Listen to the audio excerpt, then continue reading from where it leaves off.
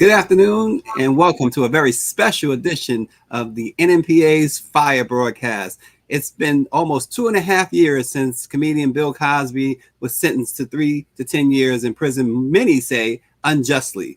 Today we're going to talk to the person one of the people who know him best.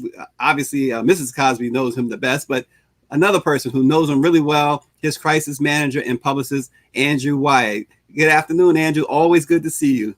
Good afternoon, Stacey. Thanks for having me. Great to see you, man. I hope that everybody within NMPA and your family are safe and healthy. I know we're still dealing with COVID, but it's great to be on. It's always great to do your show.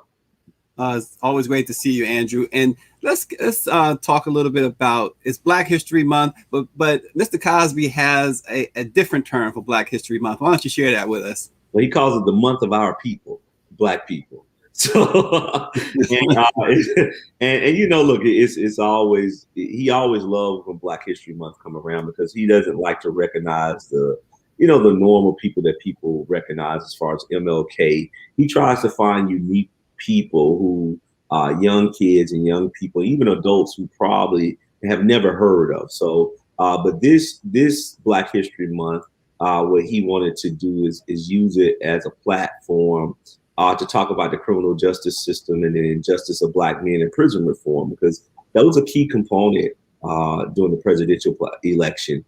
Prison reform, unjust conviction. So, and that's what he wants to use this Black History Month to highlight other people who are, who might be in prison unjustly because of new evidence being found, and they might need a new case. So that's what he wants to use this Black History Month for.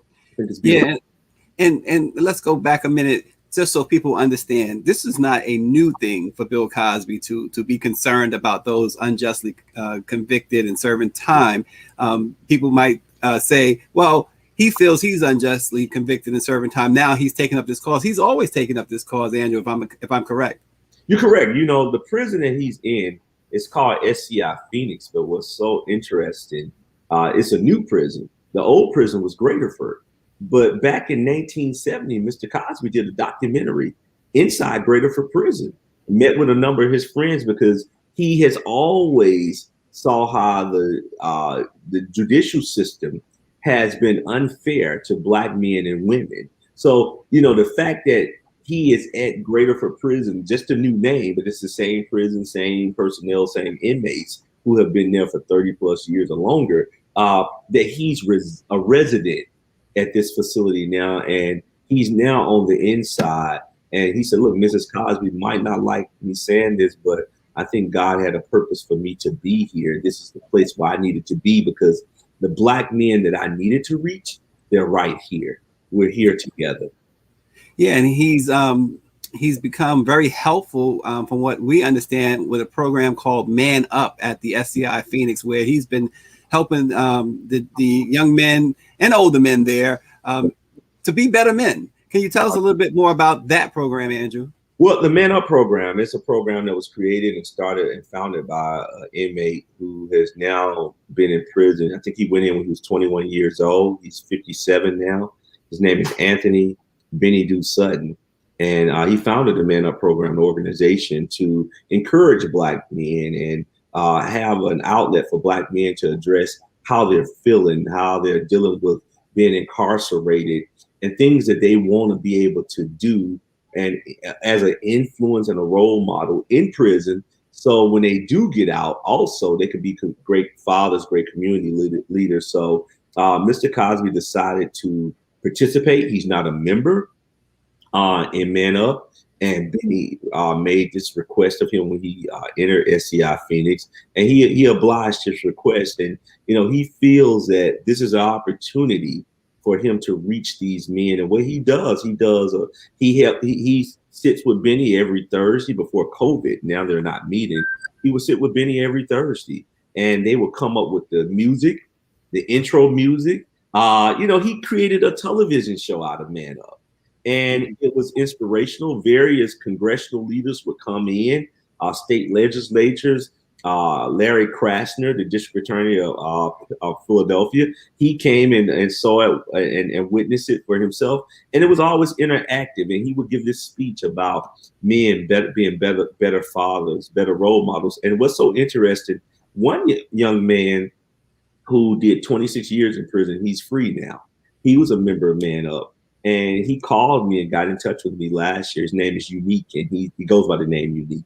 And he said, man, what Bill Cosby did for my life, Andrew, he said, now I am putting his words to action, and I am going back into my old community, and I'm being a positive figure in my old community. So it's a beautiful thing when you see the impact and how he's able to use his name, his influence, and his statue to make these men think about their actions and think about the things that they did to get them in prison. Yeah, and Andrew, it's so interesting because we got a chance, and thanks to you, got a chance to talk to Mr. Sutton this past week, and he was very passionate about how impactful Mr. Cosby was, and he made it clear it wasn't, obviously when people saw Mr. Cosby, his celebrity, of course, was there, but Mr. Sutton made it clear that it was nothing about his celebrity. In fact, Mr. Sutton said he was surprised because of his celebrity that he decided to participate in a program to help them with a program like this. Well, it was interesting when Mr. Cosby, he sat down with me 6 months before he was sentenced, and he was lying on his sofa at his Elkins Park home in Montgomery County, PA, and he discussed how he was preparing himself because he knew he was going to do time. He said, this judge hates me. He's going to sentence me. And he said, so I have to prepare mentally how I'm going to go in the iron box. And it was almost like preparing for a role. And he said, Andrew, I'm not eating the same foods anymore. I am giving up certain sweets. I'm giving up breads. I'm giving up these things to prepare. He said, and also, I have to give up who Bill Cosby is on the outside as a free man, the celebrity part of Bill Cosby, because I have to humble myself because I'm going into a facility with men from various walks of life, various backgrounds, who have been incarcerated either for a year and some for a lifetime, and some on death row. And it was just interesting to see how he morphed from actor, comedian, philanthropist Bill Cosby, educator Bill Cosby, to being just a normal guy, and how he prepared himself, and he prepared himself mentally and physically, and his eating habits changed to get him geared up for this test of a lifetime. This is definitely a test of a lifetime. Yeah, what I always found, and so many things I found interesting in with Mr. Cosby. I remember the very last conversation that you facilitated with him and I before he was sentenced, and this was sentencing day, and that morning, and it was so interesting because it showed you that he was very, very concerned not just about himself, but so many others. And you and I and Mr. Cosby have previously discussed a situation, a family matter that was going on and with me. Right. And that morning he called. Right. And I'm saying to him, I said, don't you have an appointment with Judge O'Neill? And, right. And he said, well, he's going to have to wait. He says, I want to know how things are going.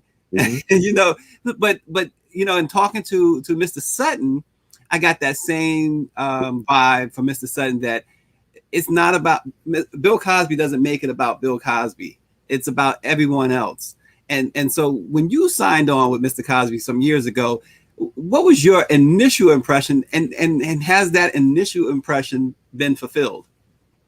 It hasn't been fulfilled because it's not over yet. So it's still going. And has it been joyful? Yes, it has. When I met Mr. Cosby, it was interesting. All of these people called me up wanting to get to Bill Cosby. I represented the national SCLC, Miles College, the former mayor of Birmingham, William Bell, a host of other people wanted to get to Bill Cosby. And I told them I could, and I had to go through 30 people. I didn't know how. But finally, I got in touch with him. after going through all of these people, and he just called me. It was very shocking. And he said, "Hey," and you know what that just I was like, he was like, "Bill Cosby, you're trying to, why are you looking for me?" And that's how I told him everything that that the people have reached out to me for. He said, "I'll do it." And then when he landed into Birmingham in February of 2010, I was sitting at the fish market and with the leaders of the National SCLC. And he called me, he said, "Hey, I'm in your town. Come and see me." So I told the people, I said, "Hey, this is Bill Cosby." I said, "Hey, sir, would you like something to eat?" He said, "No, that's mighty nice of you." And when I went to see him, he had a little sight then. And he was walking around and he said, "Man, I got interviews with the governor. I got a meet and greet with him." All these people he named, radio personalities. And he said, "I need to get in touch with them, but everybody in my California office is closed now. It's Friday, it's closed." I said, "Well, I know how to get in touch with them." He said, "That machine," and he talked about my cell phone because he's never owned one. Right. "You know how to, who are you?" And I got in touch with everyone. And the joke was always from Dick Gregory, the late Dick Gregory. He said, "How old were you when you met Bill Cosby and started with him?" I said, "I was 37. He said, "What year you was born?" I said, 73. And he said, how old was Bill Cosby? He said, 73. He said, "Look, N-word, the numbers don't lie." And so he was meant to be. And Mr. Cosby, I was working with, had a young lady who was working with me on some projects. And there was a tornado that hit here in Pratt City. And it tore down this pastor's church, Tommy Lewis, who's part of the Rainbow Coalition with Jesse Jackson, Bethel Baptist Church. And Mr. Cosby, Obama went to Tuscaloosa, Alabama, where the University of Alabama is located. But he didn't come to Birmingham, where the depressed Black area got hit the hardest, more destruction, more deaths. And Mayor Bill called me up and said, "Look, I would love for Bill Cosby to come in a day early. I know he's going to be the commencement speaker at Miles College that Saturday." And I said, "Okay, I'll ask him." He said, "Sure, I'll come in a day early." He flew in on his private plane. He said, "Find CNN and get them to walk with me." Well, the young lady, long story, was working with me. It was something that Mr. Cosby felt. I'll never forget. And we didn't know each other well. They had only been working, doing stuff together for maybe months then. And after he had done the commencement speaking on Miles that Saturday, he walked Pratt City in Birmingham, the devastated areas that Friday. That Monday, he calls me at 5 a.m. And it was 6 a.m. his time, Eastern, to 5 my time. And he said, "Hey, I had a dream about you." And I said, "What are you talking about?" He said, "I had a dream." He said, "I smell gunpowder." And he said, "If you don't get rid of that woman, man, you're going to end up like Ennis. You're going to be dead." Wow. Wow. That's a powerful thing. And then, 2 weeks later, things did happen where it was a family member of hers that was falling out, and it could have been a murderous situation. But he called it, and that's been our relationship. So that's why I say, as they always say, the promise has not been fulfilled. It has not been fulfilled. The fulfillment will come when he's vindicated, but the true fulfillment will come, and it will go down in history and written in the history books when one of us leaves this earth, and that's when the fulfillment will happen. Yeah, well, we're talking with Andrew Wyatt, the longtime crisis manager, publicist, and everything else for Mr. Cosby. Andrew, let's take some of our viewer questions. Every time you come on, they line up, Andrew. So I don't want to I don't want to leave them out. We'll start with Dante Salters, I should say. I'm sorry, Dante. He says, "Will you be able to present your side of the allegations in your documentary?" Yes, that's in the works. We started shooting 2.5 years ago. We have a number of wonderful documentarians. We don't want to say who the production companies are right now and who's going to be the vehicle for the docuseries. But it's going to be a 5-part series, and we are shooting, and we have a wonderful documentarian. I can't mention her name, Michelle Major. And Mike and Baird, Alan Miller, and Sam Pollard. So it's going to be a wonderful docu-series about, the life and legacy of Mr. Cosby, where we're going to address everything, a 5-part series. And it's important for people to know the truth. And, Mr. Cosby, Stacey, right now, today, I talked to him this morning. He wants to talk so bad, and he wanted to, he said, well, don't tell Mrs. Cosby, maybe I could try to call back and you could get me on. After I always telling him, I said, look, we're waiting for this ruling to come down. And it's best that you remain solid right now but he wants to tell his side and he wants to talk about the truth and facts. Yeah, absolutely. And part of the other question there, and I didn't ask, he asked, did Mr. Cosby know Francis Cress Welsing personally? I think so. He knew a lot of people personally, from James Baldwin. They spent every birthday of James Baldwin, they would go to the south of France in Nice. That's where James moved to, and their daughters, and they all flew out there and they spent the birthdays with him. And they would go to Mr. Cosby's favorite restaurant that sits on the Mediterranean, and they're still good friends, a family of ours. It's called Bacon, and it's been in existence for 50 years. So yeah, Mr. Cosby is. I tell everybody, I said, when you shake Bill Cosby's hand, or you touch him, you're in his presence, you're getting to feel the hand that shook MLK, Malcolm X, and some of the greatest leaders that we read about in our time or in history. So that's the beauty of Bill Cosby. Yeah, and you tell Michelle Major to keep my part in that documentary too. I think your part is gonna always stay. Your part, you and Dr. Chambers, and I have to always say this, and I'm not saying this because you have me on your show. If you did not have me on your show, I would be consistent. And our relationship was rocky from the very beginning of the allegations. I don't mind people talking about, telling that story. I talk about it in a book that I'm working on right now. But you guys have been consistent with just putting the truth and facts out. No special favors, just the facts. And here's the deal with that too, Andrew. You're right. You guys have never asked for any special favors. Mr. Cosby never asked for any special favors. But the thing with that was, when we decided to cover the trial, we decided for a lot of reasons, including the fact that, of course, Bill Cosby is an African-American, an American icon, a global icon. And we heard so much. And so I went there, like many others, thinking, okay, well, where there's smoke, there must be fire. Right. And as we went through that first trial, well, even before we got to the first trial, Andrew, you mentioned Allegheny County down in Pittsburgh, the shenanigans that was going on with the jury and the jury selection, you knew right then that, wait a minute, this is not everything that, the mainstream media told us it was. And then we heard the evidence. And here's the thing that always really got me, Andrew. You guys in the first trial did not put on a defense, yet there was a hung jury. And at one point, before the judge sent them back, they were 12-0 in favor of acquittal. Correct. And this was without putting on evidence. Now, the second trial, you did put on evidence, but the point of this is that as you watch for yourself and not be fed what the media gave you, as you sat there and watched, you understood that, wow, this guy didn't do it. And then you realize that Andrea Constant, this was a relationship. This was, somebody seeing someone outside of marriage, which is wrong, but it wasn't a crime.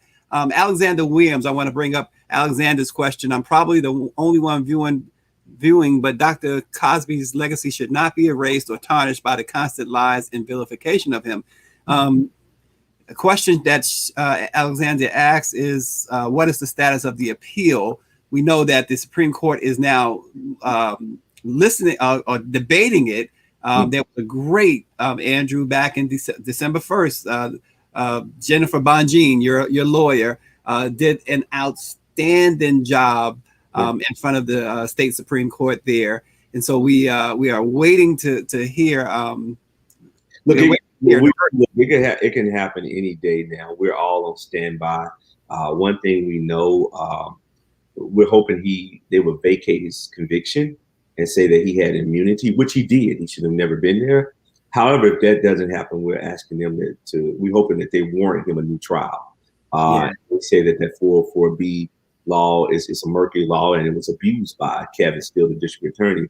Our other issue, we know, if he's granted a new trial, we would get the same trial judge and the district attorney, and you know, this same judge would have to also remand Mr. Cosby bail. Well, he already had set bail at $1 million, but because this judge would be so angry if it got overturned and a new trial is set, that he would try to make the bail so much higher. He can say $50 million or $100 million. They can't do that. So we're just waiting, Stacey, and we're hopeful, we're prayerful. The support, and you know, the beauty of what we saw, and it just shows you how the Creator works, the Most High works. COVID gave us an opportunity for people to stand still, and you know, because of the courts not being open to the public. Yep. And it was being in the oral arguments were done Tuesday, December 1st, virtually, live on YouTube. The mass amount of people who got to see and hear the truth, that was the turnaround. That's what mainstream media denied from the public and the masses. Yep. They used social media, gave you the sound bites to get a conviction. And but yeah, we're very hopeful, we're prayerful, and we feel good about it. We, you know, like I said, this is not a victory party. We're not saying that there's a victory. We've seen the smoke and mirrors before. It could be smoke and mirrors, we don't know. But we're just hopeful and we're prayerful that he will be vindicated in some way or another. Yeah, and Jalil 1814 says, how is Dr. Cosby's health? Alexander, and I'll ask this question too, because it goes along, some of it goes along with that. How is Mrs. Cosby doing, going through this whole ordeal? This is Alexander Williams, along with his older or other surviving children. Well, you know, look, you interviewed Mrs. Cosby last year, and you know, you can replay that interview. Mrs. Cosby is strong. Mrs. Cosby runs the show. You know, we talk at least 5-6 times a day. And we always end in the middle of the night. Strategy, this, you know, I'm going on a show, you know, things to focus on, what we want to put out here, the information. Mrs. Cosby is just a strong Black woman. Just 3 weeks ago, they celebrated 57 years of marriage. She has been his business manager for 55 years. So, that, you know, she's powerful, she's strong, and she's what you look for as the matriarch of Black women, of all our Black women. And I wish all our Black women could aspire to have that type of strength and stand by someone that they really care about, but also not become a victim just to become a celebrity or a name overnight, or just to get money out of a human being. So that's what Mrs. Cosby stands for. Mr. Cosby, as far as health goes, 2 years ago, he had 90% blockage. Carotid arteries on the right and left side due to plaque buildup. Those were cleaned out. He's doing well. His blood pressure is stable. He is blind, 100% blind due to glaucoma. Right now, COVID has resurged in the prison. I think they've had in the past 3 weeks 10 correctional officers to pass away. And I was told that by Anthony Sutton that 2 inmates one had done 45 years and the other one 47 years. They were scheduled to be released. They got parole, scheduled to be released this week, but last week they died of COVID. Wow, that is awful. My goodness. Andrew, a question that always seems to come up, and Alexander Williams is asking this question too. Good question, Alexander. Have any Black celebrities reached out to support Dr. Cosby? Yes. They've reached out to support, but they're afraid.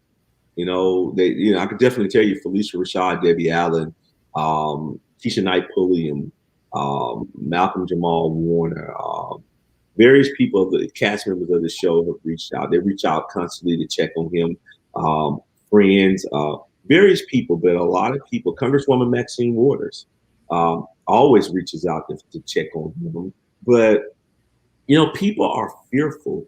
It was amazing how many people ran away. And they would call me and say, Andrew, I'm sorry, I can't, we don't know who's doing this. And for someone to be able to take down Bill Cosby, there's a machine behind this. And everybody will always tell me there's a liberal machine behind this.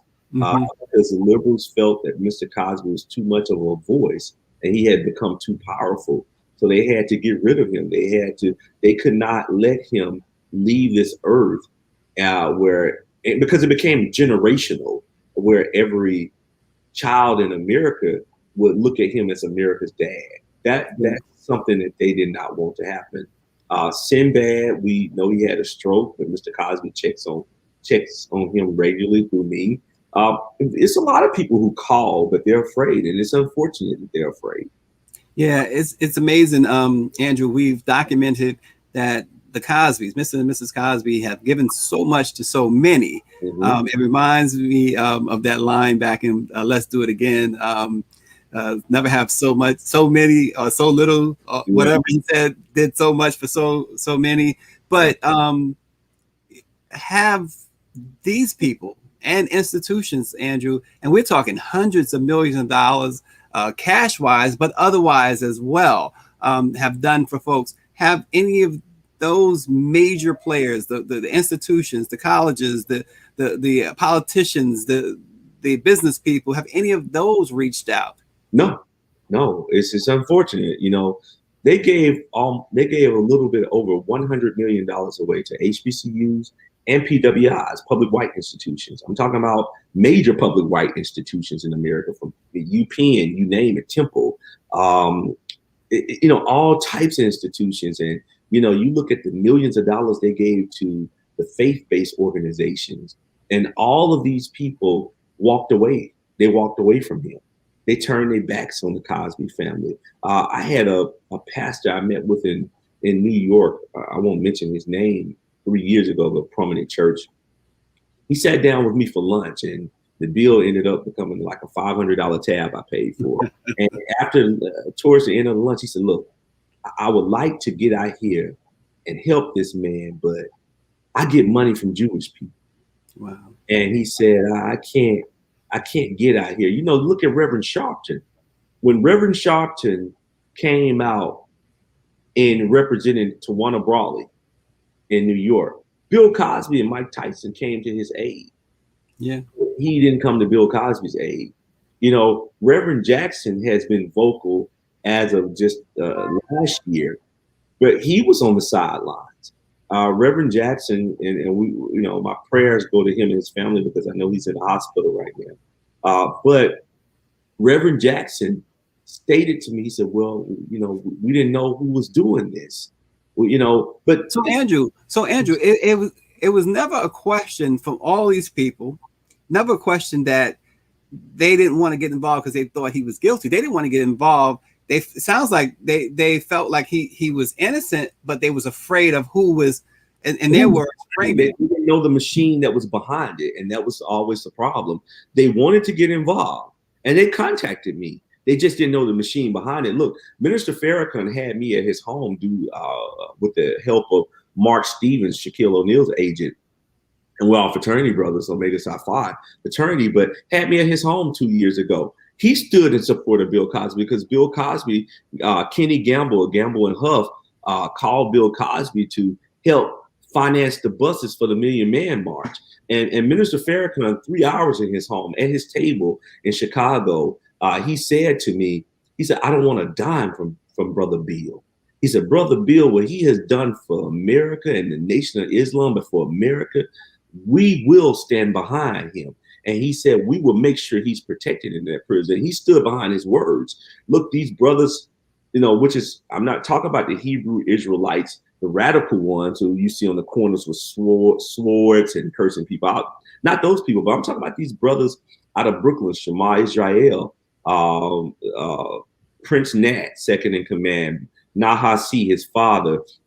They have been standing behind Bill Cosby, the Hebrew Israelite congregation, since the inception, when the Christian community walked away from him, when the Jewish community walked away from him. And this family, who's a Hebrew Israelite family out of Philadelphia, Verita and Malcolm Bonner, their daughter Dina, and another sister, they have been putting out messages of support. Those are the people who have not ran away, those type of faith-based organizations. But the other ones, man, they will always say to me, Stacey, we are afraid.